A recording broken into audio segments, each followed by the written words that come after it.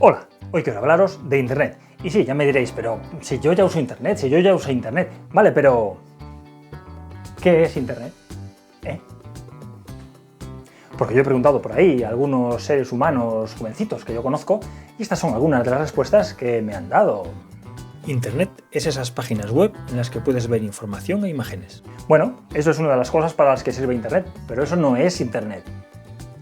Otra respuesta. Internet es un invento que sirve para encontrar todas las cosas del mundo y jugar. Bueno, casi todas las cosas. Esa respuesta no está mal, está un poco más cerca, pero tampoco es la respuesta a qué es Internet. Y luego está la tercera, que es mi favorita, que no solo hay que decirla, sino que hay que expresarla, y era algo así. Internet es Internet. Así me la explicaron. Así que hoy voy a explicaros qué es Internet y por qué nació. Además, Internet, como todos los inventos, es como los bombones. Se disfruta mucho más cuando sabes cómo están hechos por dentro. Interesante. Vamos allá.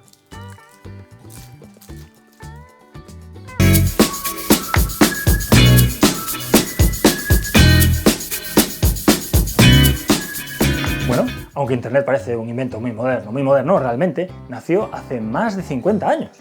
Concretamente, un poco más de 3 meses después de que el hombre llegase a la Luna.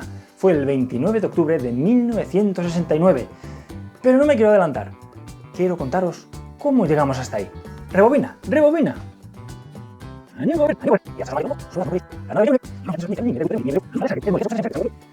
Bueno, veréis, en los años 60 del siglo pasado había ya computadoras, eran como así de altas y eran realmente caras.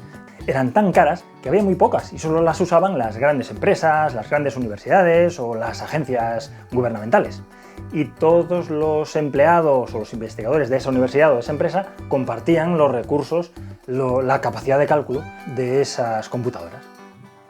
Bueno, pues en estas computadoras trabajaban pues, los usuarios, los investigadores. El problema es que las computadoras no estaban conectadas entre sí, con lo cual todas las personas que trabajaban en una computadora no podían saber ni compartir nada de lo que estaban haciendo otras personas en otras computadoras en otro lugar del mundo.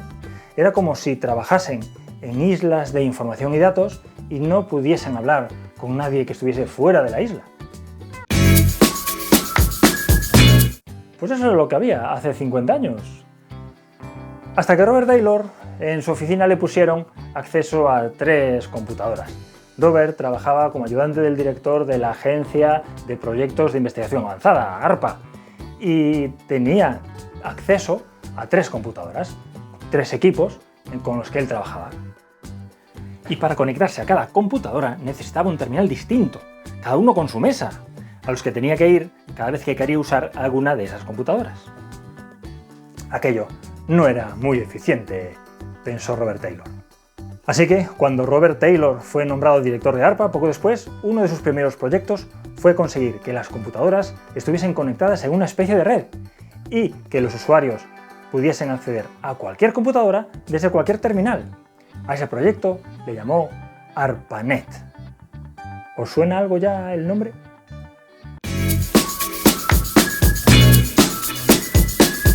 Bueno, ¿y cómo podían conectar las computadoras entre sí si estaban en islas? Y en aquella época no había fibra óptica ni había DSL. Pues de la única forma que era posible. Por teléfono. Pero para eso necesitaron 2 cosas. Primero, un equipo que pudiese conectarse a cada computadora y les permitiese hablar por teléfono entre ellas. Ese equipo se llamó el procesador de mensajes intermedios. La segunda cosa que tenían que hacer era dividir la información en paquetes. ¿Por qué en paquetes? Porque si enviaban la información toda junta en un único bloque, si la línea de comunicación fallaba, digamos que todo el mensaje descarrilaba. Mandándolo en paquetes, como cada paquete conocía la dirección de destino a la que debía llegar, si una línea fallaba, el propio paquete se encaminaba por otro lado hasta llegar a su destino. Una vez allí, se ordenaban, cada uno se ponía en su posición y se entregaba el mensaje completo a la computadora destino. Si algún paquete fallaba, pues se solicitaba que ese paquete, y solo ese, se reenviase. Y ahora es cuando llegamos a la noche del 29 de octubre de 1969. Charlie Klein, que era estudiante de la Universidad de California en Los Ángeles, tenía que conectar su computadora con una computadora que estaba en la Universidad de Stanford, en San Francisco, 500 kilómetros al norte. Allí, Bill Duval era la persona que tenía que verificar que la información llegaba. Lo que tenía que hacer Charlie era hacer login desde su terminal en la computadora de San Francisco, a pesar de estar conectado en la computadora de Los Ángeles. Así que se dispuso a teclear el comando login. Lo primero que hizo fue teclear la letra L. Y la L llegó a San Francisco. Después tecleó la tecla O. Y la O llegó a San Francisco. Lo siguiente fue teclear la letra G. Y la G, digamos que descarriló un poco.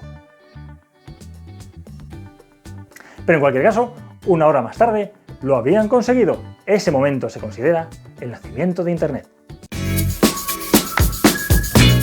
Y entonces, en 1973 apareció el primer computador personal, el Alto, de la compañía Xerox.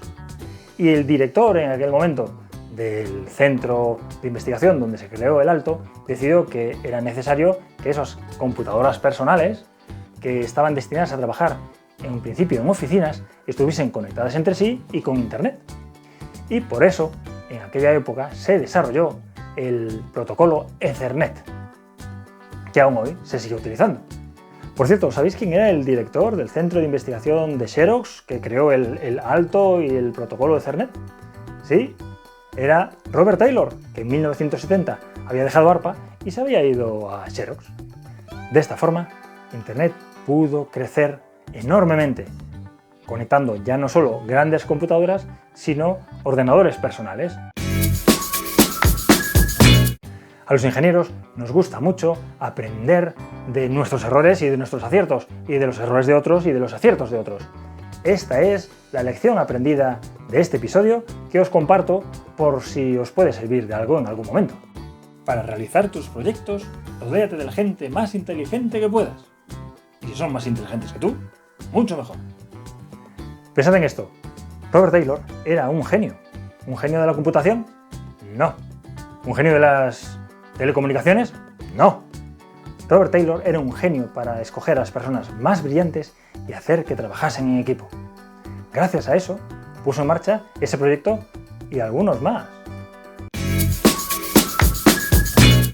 Si yo tuviese que definir Internet, si me hiciesen esa pregunta, yo lo que diría es que Internet es un montón de inventos hechos por las personas más inteligentes de los últimos 50 años que sirven fundamentalmente para poner en contacto a las personas. Ese fue el motivo que dio lugar a Internet y ese sigue siendo el uso que le damos hoy en día. Bueno, esa definición, o también me valdría esta otra. Internet es Internet. Aunque no sé muy bien por cuál de las dos decidirme. Hasta luego, ingenieros. Nombraron a Robert Dios mío de vida. Para las misiones en los proyectos fue poner en marcha, Dios mío, la computadora estuviese en una isla de datos e información. De datos y cálculo, de cálculo y datos. Una isla de cálculo y datos.